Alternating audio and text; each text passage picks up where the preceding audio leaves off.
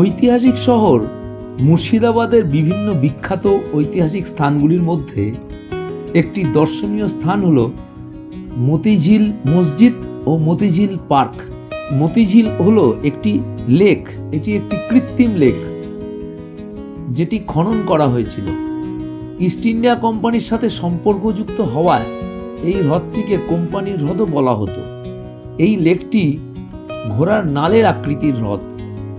এটি নবাব আলীবর্দী খানের জামাতা নওয়াজিস মোহাম্মদ খান নির্মাণ করেছিলেন।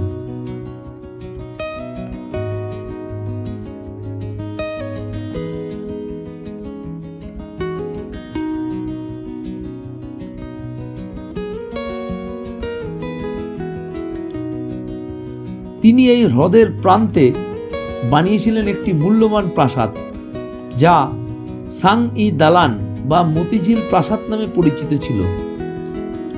এটি হ্রদের বাঁকের ধারে অবস্থিত ছিল। এই প্রাসাদটি নওয়াজিস ও তার স্ত্রী ঘসিটি বেগমের বাসস্থান ছিল। 1740 খ্রিস্টাব্দে নওয়াজিস মোহাম্মদ খান এই প্রাসাদটি নির্মাণ করেছিলেন।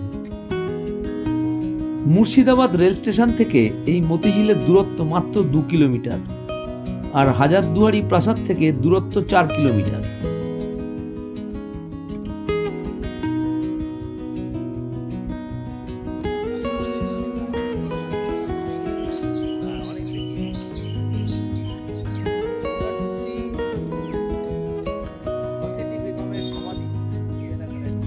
মতিঝিল এলাকায় এলে প্রথমে বাঁদিকে একটি গেট দিয়ে ঢুকে একটু এগোলে পৌঁছে যাওয়া যাবে মতিঝিল মসজিদ বা মতিঝিল জামা মসজিদের সামনে।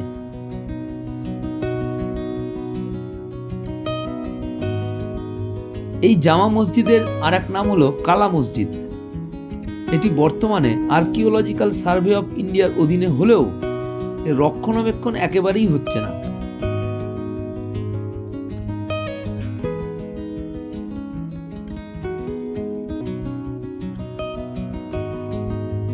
মতিঝিলের পশ্চিম পাড়ে অবস্থিত এই মসজিদটি তৈরি করেছিলেন আলীবর্দী খানের জামাতা নওয়াজিস মোহাম্মদ খান 1750 সালে।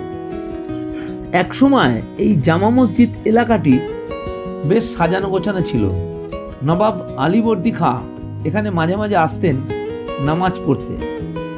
এখান থেকে মতিঝিল লেকের দৃশ্য খুব সুন্দর দেখায়। শীতকালে এই লেকে অনেক পরিযায়ী পাখিদের আনাগোনা লক্ষ্য করা যায়। এই মতিঝিল মসজিদ বা জামা মসজিদের সামনে রয়েছে বেশ কয়েকটি কবর।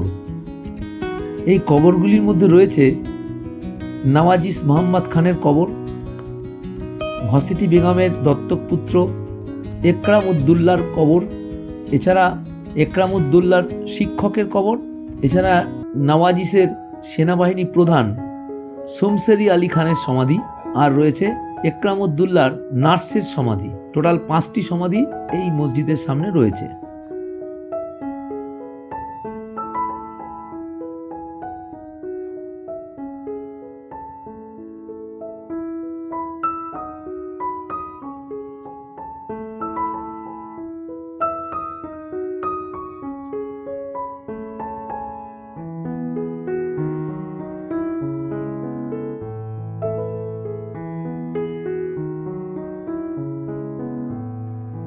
মতিঝিল মসজিদের ডাইনে মতিঝিলের ধার ঘেঁষে নতুনভাবে তৈরি হয়েছে মতিঝিল পার্ক। পার্কের দর্শনী হলো 30 টাকা।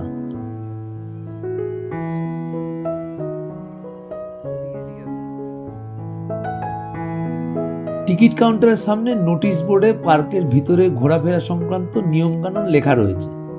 দেখে নিয়ে তবে পার্কে ঢুকতে হবে। পার্কটি খোলা থাকে প্রতিদিন সকাল 11টা থেকে সন্ধ্যা 7:30 পর্যন্ত।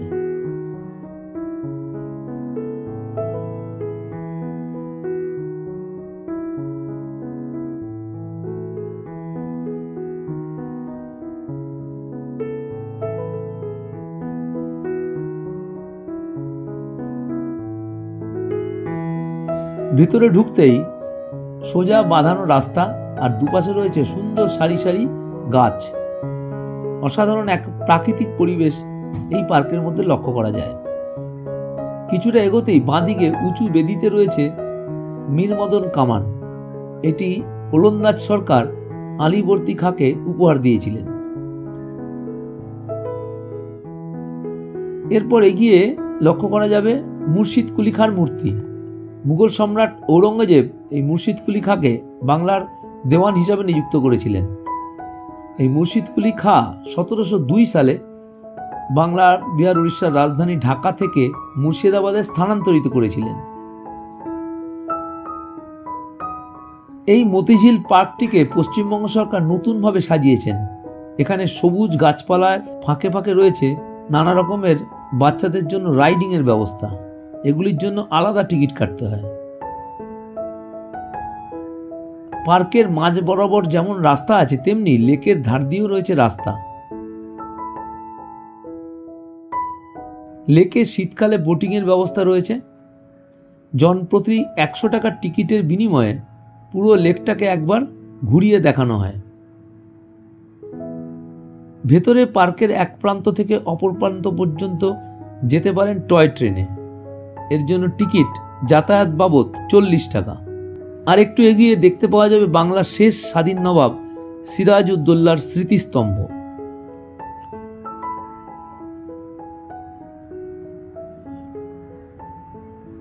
এই পার্কের মধ্যে ঢুকলেই মনে হতে পারে যে রাজপ্রাসাদটি এই পার্কের এক প্রান্তে বা লেকের ধারে ছিল, অর্থাৎ মতিঝিল রাজপ্রাসাদ, সেটি কোথায়। এই পার্কের একেবারে শেষ প্রান্তে চলে এলে হ্রদের গায়ে যেখানে ছিল মতিঝিলের রাজপ্রাসাদটি, যেখানে থাকতেন ঘসিটি বেগম ও তার স্বামী নওয়াজিস মোহাম্মদ খান, সেই প্রাসাদটির কিন্তু কোনো অংশই এখন আর দাঁড়িয়ে নেই। রয়েছে শুধুমাত্র ধসে দেওয়া দেওয়ালের কিছুটা অংশ।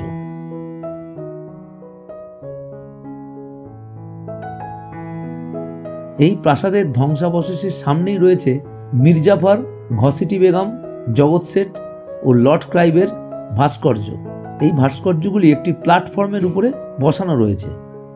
এখানেই সন্ধ্যাবেলায় দেখানো হয় লাইট অ্যান্ড সাউন্ডের শো, যার জন্য আলাদা 30 টাকা টিকিট কাটতে হয়। তবে এই শোয়ের ফটোগ্রাফি করা একেবারেই বারণ। এই মঞ্চের অদূরে রয়েছে পলাশির যুদ্ধের সৈন্যবাহিনীর অভিযানের এক দৃশ্য।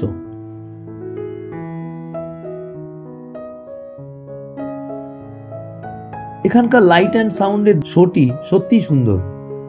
মতিঝিল পার্কে এলে এটু কিন্তু মিস করা যাবে না।